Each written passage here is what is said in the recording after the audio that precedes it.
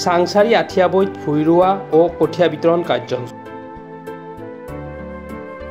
চাংচাৰী আঠিয়াবৈত আকাংক্ষা কৃষি আত্মসহায়ক গোট আৰু ভাৰতীয় জনতা পাৰ্টিৰ কিষাণ মৰ্চা অসম প্ৰদেশৰ উদ্যোগত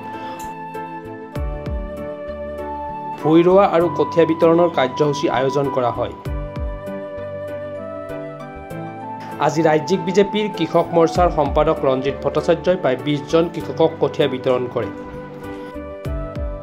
কৃষি গোটে আজি 5 বছৰ ধৰি পেলাই ইয়াতে কঠীয়া পাৰে, ইয়াতে ভূঁই ৰোৱে আৰু বানপানী পীড়িত অঞ্চলসমূহত তেওঁলোকে কঠীয়া বিতৰণ কৰে।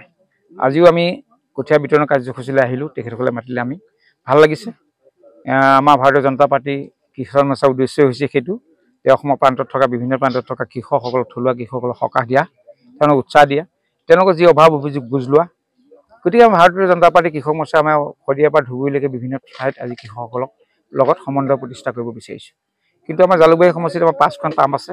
তাৰ ভিতৰতে আমাৰ কৃষক মৰ্চাৰ ফালৰ পৰা আমি আমাৰ আকাংক্ষা কৃষক গোটক আজি 5 বছৰ ধৰি জড়িত হৈ আছোঁ আৰু আকাংক্ষা কৃষক গোট আৰু আঠিয়াবৈ ৰাইজৰ লগত আমি বিভিন্ন ধৰণে এই অঞ্চলত খেতি কৰি পেলাই কৃষকসকলক স্বাৱলম্বী কৰাৰ উপৰিও উঠি অহা প্ৰজন্মক আমি উৎসাহ উদ্দীপনা দিছোঁ।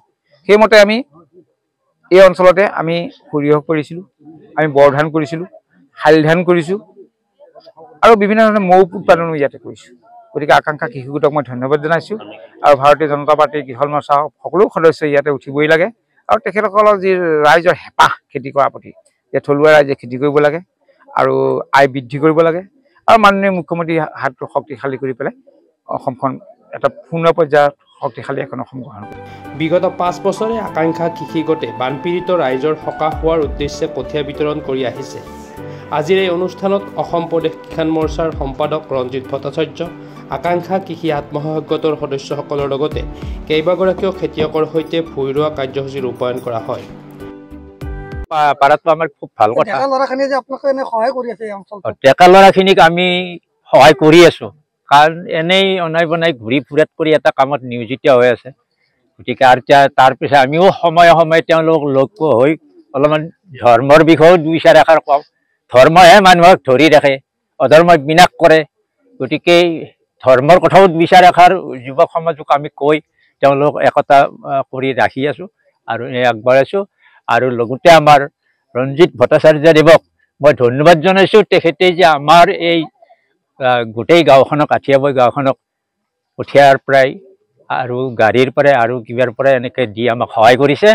আমি তেখেতৰ ওচৰত মানে বহুত কোটিবাৰ নমস্কাৰ কৰিছোঁ। জনতা পাৰ্টি কিষাণ মৰ্চা আমি আকাংক্ষা কৃষি গোটে সহযোগ কৰি আমি আজি 1 মাহ আগতে কঠীয়াখিনি সিঁচিছিলোঁ। আজি 5 বছৰ, 5 নম্বৰ বছৰত আমি মানুহখিনিক দিবৰ কাৰণে সক্ষম হৈছোঁ। ভাল লাগে। আজিও আমি প্ৰায় এতিয়ালৈকে প্ৰায় 15জনমান মানুহক কঠীয়া দিয়াৰ কাৰণে, আৰু বাকীখিনি তাৰমানে পৰ্যায় সাপেক্ষে দিয়া যাব, কাৰণ সকলোৰে মাটি ৰেডি হোৱা নাই। খৰাং বতৰ ৰেডি হ'লে আমি কঠীয়াখিনি ইয়াতে ভগাই থৈ দিছোঁ, তেখেতলোকক দিয়া যাব। ইয়াৰ জৰিয়তে যাতে মানুহে তাৰমানে কঠীয়াখিনি নোহোৱাৰ ফলত মূৰে কপালে হাত দিব নালাগে, তেওঁলোকে যাতে কৃষি কৰ্মখিনি কৰিব পাৰে, এইটো এটা আমাৰ সামান্যতম প্ৰয়াস। মুখ্যমন্ত্ৰী মহোদয়, আমাৰ ৰঞ্জিত ভট্টাচাৰ্য, ৰিণিকী বাইদেৱে যিখিনি আমাক সাহস দি আছে, আমাৰ গোটেই ল'ৰাখিনি আমি এই ৰ'দত এনেকৈ লাগি যাঠি আমি এনেকৈ আজৰি সময়খিনি এনেকৈ কটাই পেলাই এইখিনি কৰি আছোঁ। সামান্য প্ৰয়াস, ভৱিষ্যতে আৰু কৰিবৰ কাৰণে ইচ্ছা আছে। এইবিলাক কৰি বহুত ভাল লাগে। চাংচাৰীৰ পৰা খৰ্গেশ্বৰ নাথৰ ৰিপৰ্ট, প্ৰাতঃ টাইম ডিজিটেল। অসমৰ সংবাদ জগতখনৰ বাবে এক সুখৰ খবৰ। আপোচবিহীন ৰাইজৰ কণ্ঠ সাপ্তাহিক কবচ পুনৰ এবাৰ অসমৰ ৰাইজৰ মাজলৈ। স্বত্বাধিকাৰী প্ৰণীতা কলিতাৰ দ্বাৰা প্ৰকাশিত আৰু আপোচবিহীন একাংশ নপুৰণি অভিজ্ঞতাপুষ্ট সাংবাদিকৰ দ্বাৰা প্ৰচাৰিত তথা eco printing press, Guwahati Katabari গড়চুকত মুদ্ৰিত সাপ্তাহিক কবচ এতিয়া অসমৰ বিভিন্ন প্ৰান্তত উপলব্ধ। আমাৰ ঠিকনা মুখ্য কাৰ্যালয়, অসম ফৰেষ্ট স্কুল, হৰি মন্দিৰ পথ, গুৱাহাটী আৰু উপ কাৰ্যালয় Kalita market, Bijoynagar, Kamrup, Assam. Mobile number হৈছে 9435114666 70024728813। আমাৰ ইমেইল আইডি হৈছে kobos2025@gmail.com।